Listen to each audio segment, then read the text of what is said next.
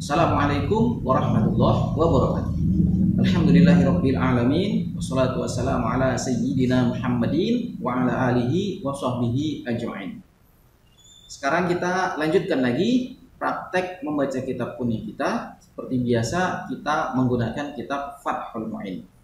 Namun sebelum itu saya ingin mengingatkan bahwasannya jadwal tayang di YouTube insyaallah adalah setiap hari Senin jam 4 sore atau jam 16 waktu Indonesia Barat, dan juga setiap Jumat jam yang sama jam 16 waktu Indonesia Barat. Dan kemudian silakan dinantikan, kemudian di-share jika dirasakan video ini bermanfaat. Kemudian seperti biasa, karena kitab kita sangat kecil ya, jadi kita tidak bisa langsung merekam kitab, jadi kita akan menggunakan layar komputer. Baik, kita menuju layar komputer. Baik, sekarang kita sudah di depan layar komputer. Langsung saja, wa amruhu bidzalika. Kenapa saya langsung bisa membaca wa amruhu? Pertama dari wawnya dulu. Wawnya di sini adalah huruf atof, berarti dia mabni karena huruf, jadi langsung bisa kita baca. Terjemahannya adalah dan. Kemudian di depannya ada amruhu. Nah, ini saya tunjukkan tasrifnya.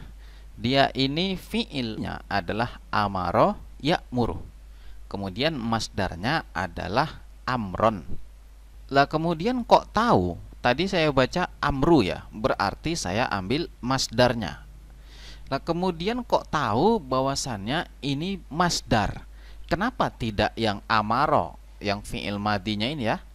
Kenapa tidak yang ini? Kan sama hurufnya dengan huruf yang masdar, amron.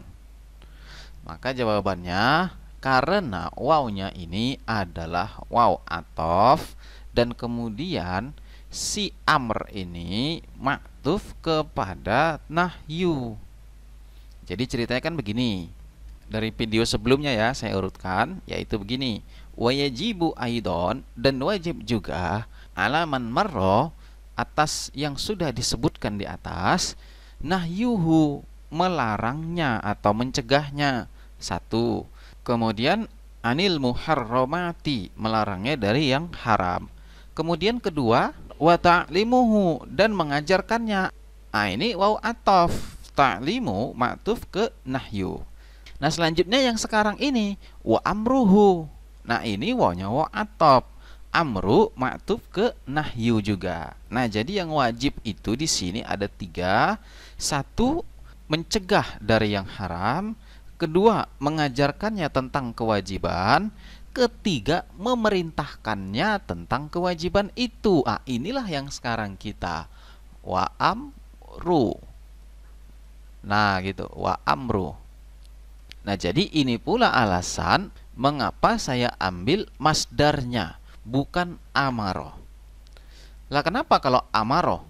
Maka jawabannya karena atof itu masdar dengan masdar, bukan masdar dengan fi'il madi. Nggak cocok. Nah jadi perhatikan tadi di awal ya, di video sebelumnya, nahyu itu masdar, ta'limu juga masdar. Nah sekarang amru masdar juga, pas dia. Kemudian amru mudhof dan hu mudhofun ilaih. Terjemahannya adalah memerintahnya. Dan kemudian hu ini mahal apa? Saya yakin banyak yang mengatakan mahal jar. Nah, di sini dia ini adalah mahal rofa. Kenapa saya bilang mahal rofa? Fi mahali raf'in. Karena dia ini adalah fa'il. Jadi ini ceritanya idhofah masdar kepada fa'ilnya. Dan kemudian keterangan bahwasannya fa'il dari masdar tersebut adalah mahal rofa adalah di kitab syarah Ibnu Aqil ketika mensyarah bait 427 Alfiyah Ibnu Malik. Baik, kita lanjut. Kemudian di depannya di sini ada bi huruf jar, dan kemudian ada dalika. Huruf ini mabni, jadi tidak kita bahas tasrifnya. Kemudian dalika adalah isim isyarah. Ini juga mabni, jadi juga tidak kita bahas tasrifnya. Kita hanya bicara posisinya bahwa jar majrur ini adalah fi mahalli nasbin maf'ulun bih. Adapun jar majrur menjadi maf'ulun bih ini dibahas pada kitab Alfiyah bait 272. Adapun mengenai masdar yang bisa beramal, bahwasannya dia punya fa'il, tadi hu ya, idhofah masdar kepada fa'ilnya, kemudian dia juga punya maf'ul, ini akan dibahas pada Alfiyah bait ke-424. Nah, pelajaran-pelajaran Alfiyah ini tidak dibahas di YouTube, tetapi dibahas di les online Alfiyah. Di YouTube ini hanya disinggung penggunaannya ketika ketemu kasusnya. Seperti misalnya ini bait 424. Ya tidak dibahas bait 425. Kenapa? Karena sedang tidak ada kasus. Tapi kalau di les online Alfiyah ya semua dibahas dari bait 1 sampai dengan bait ke 1002. Tidak ada yang dilewatkan. Baik, kita lanjut. Bidzalika tadi terjemahannya adalah demikian. Maksudnya demikian apa? Maksudnya demikian yang diajarkan tadi. Kan ingat ya, bahwasannya dia wajib melarang untuk yang haram, kemudian wajib mengajarkan untuk hal-hal yang wajib bahkan yang sunat seperti siwak, dan selain wajib mengajarkan dia juga wajib memerintahkan melakukannya. Itu. Baik, ini adalah lanjutan dari kajian yang sebelumnya ya. Ada waw atof di sini. Ini makanya saya kasih tanda merah. Baik, sekarang kita lanjutkan lagi. Ada waw lagi di sini. Ini adalah waw istinaf ya. Terjemahannya adalah dan. Kemudian la. Waw tadi huruf, la juga huruf. Maka dia ini keduanya mabni. Terjemahannya adalah tidak. Kemudian di depannya ada yantahi. Lah kok langsung tahu ini yantahi? Saya tunjukkan tasrifnya. Dia ini dari fi'il sulasi mujarradnya adalah naha yanha. Kemudian masuklah dia ke wazan ifta'ala yafta'ilu. Jadilah dia intaha yantahi. Nah, itulah dia ya. Wala yantahi. Terjemahannya adalah dan tidak berakhir. Jadi cerita yang di atas tadi tidak berakhir. Apa yang tidak berakhir? Yang tidak berakhir kewajibannya. Maka inilah sambungannya adalah wujubu. Lah kok tahu ini dibaca wujubu? Karena ini masdar. Nanti fi'il madinya adalah wajaba yajibu. Masdarnya wujuban. Nah, itulah kita baca wuju. Kemudian tahu dari mana bunyi masdarnya ini wujuban? Kenapa kok bukan wajban? Kan biasa kalau belajar tasrif istilahi di awal itu kan fa'ala yaf'alu fa'lan. Nah, kan itu ya. Harusnya wajaba yajibu wajban. Ini kenapa wujuban? Maka di sini ada dua jawaban.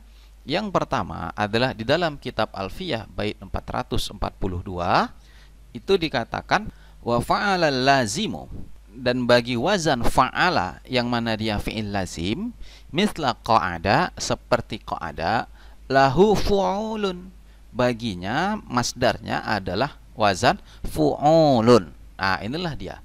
Wajaba ini wazannya fa'ala, dan kemudian wajaba ini lazim.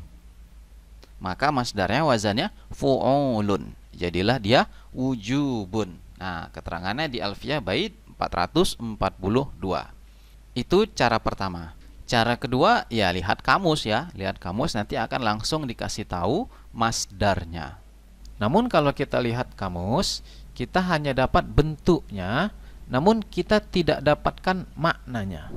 Sementara kalau kita melalui kitab Alfiyah, kita akan mendapatkan maknanya, yaitu bahwasannya masdar dengan wazan fu'ulan ini adalah dia dari fi'il wazan fa'ala yang mana fi'il tersebut lazim. Jadi dari situ ketika ketemu masdar fu'ulan, kita tahu oh fi'il lazim. Atau sebaliknya, ketika fi'il lazim wazan fa'ala, kita tahu oh masdarnya fu'ulan. Nah, seperti itu kelebihan ketika kita mempelajari kitab Alfiyah. Kalau langsung lihat kamus, tentu tidak dapat pelajaran seperti itu. Kita hanya dapat bentuknya saja. Baik, kita lanjut. itu tadi alasan dibaca wuju. Bagaimana alasan dia dibaca bu? Alasannya adalah karena dia ini adalah fa'il. Fa'il dari fi'il yantahi. Terjemahannya adalah kewajiban. Jadi tidak berakhir kewajiban yang 3 tadi. Kemudian wujubu kenapa tidak ditanwin? Karena mudhof dan di depannya ma fi mahali jarrin mudhofun ilaihi. Terjemahannya adalah yang. Kemudian ma ini ma apa? Jawabannya ma ini adalah isim mausul. Kemudian selanjutnya di depannya ada fi'il madhi marra.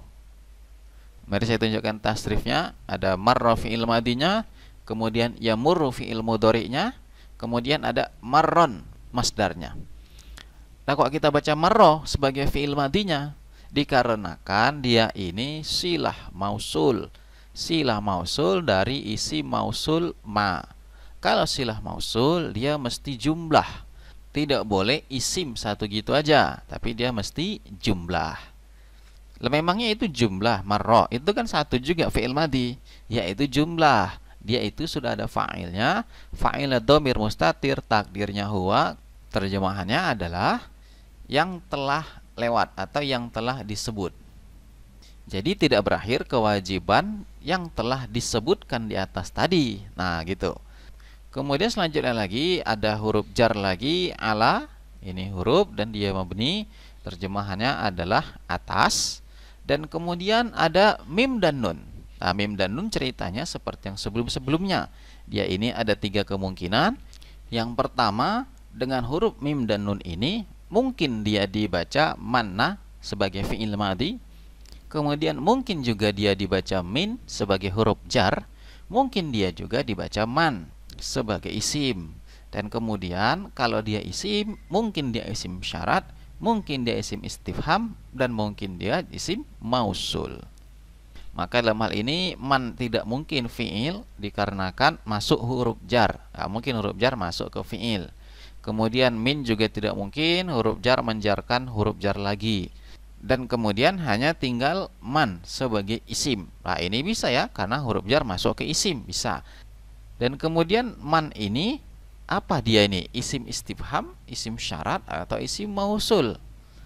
Maka sebenarnya kalau lihat konteks yang sebelumnya, bahkan kalau lihat dari sini ya, ma marra, di mana ma-nya tadi isim mausul, maka man ini mestinya isim mausul juga.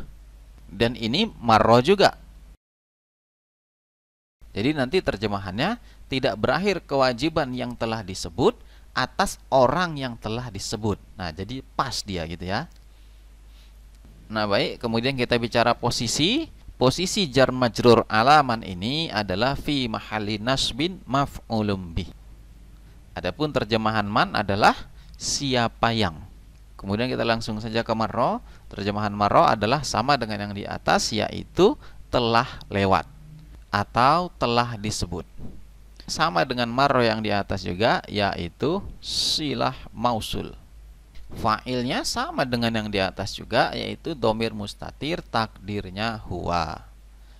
Kemudian kita lanjutkan. Di sini ada illah. Terjemahannya adalah kecuali. Kemudian selanjutnya lagi ada huruf jar bi. Kemudian setelahnya lagi ada masdar. Masdarnya sama dengan wujuban tadi, yaitu dia wazan fu'ulan.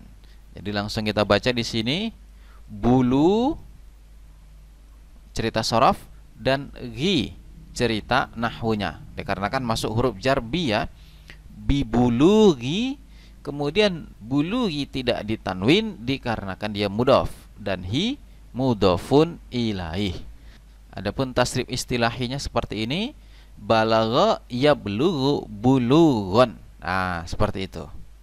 Dan kemudian bulugh ini sama dengan wujub tadi ya, yaitu ikut wazan fu'ul. Sesuai alfiyah bait 442. Terjemahannya adalah sampai baliknya. Kemudian muncul pertanyaan, kok ada terjemahan sampai, tapi itu huruf bi. Ini sampai ya terjemahannya. Kok sampai? Maka jawabannya Faedah huruf jar bi di dalam kitab Qawaidul I'rab ada 12. Di antaranya adalah lil intiha, yaitu seperti ila di mana diterjemahkan kepada ke atau sampai. Kemudian selanjutnya langsung saya berisi saja di sini, yaitu Roshi dan. Lah kok tahu dibarisi Roshidan? Iya, karena ini dari fi'il madi rosyada yarshudu. Kemudian ini adalah sifah musyabbahah. Dia mengikut wazan fa'il. Maka langsung saya barisi dengan Roshid. Lah kemudian kenapa dalnya kok dibarisi fathah yang ditanwin? Nah ini tanpa mengetahui posisinya pun bisa kita lihat dari alif ini. Nah alif ini artinya menyuruh kita untuk membarisinya dengan fathah yang ditanwin. Kemudian terjemahannya adalah yang pandai.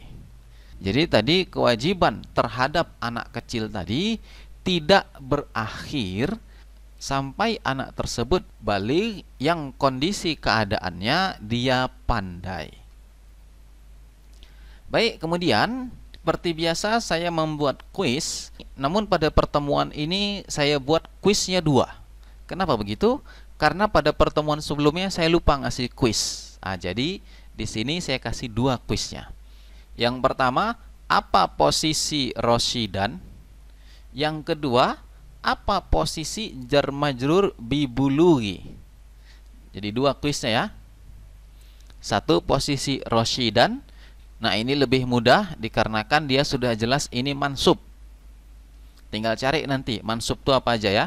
Ada maf'ulun bi, ada maf'ul mutlak, maf'ul li ajli, maf'ul ma'ah, maf'ul fih, ada khobar kana, ada isim inna, ada tawabi' dan sebagainya. Di antara itulah itu. Dan kemudian kuis yang kedua, apa posisi jar majrur bibulugi ini?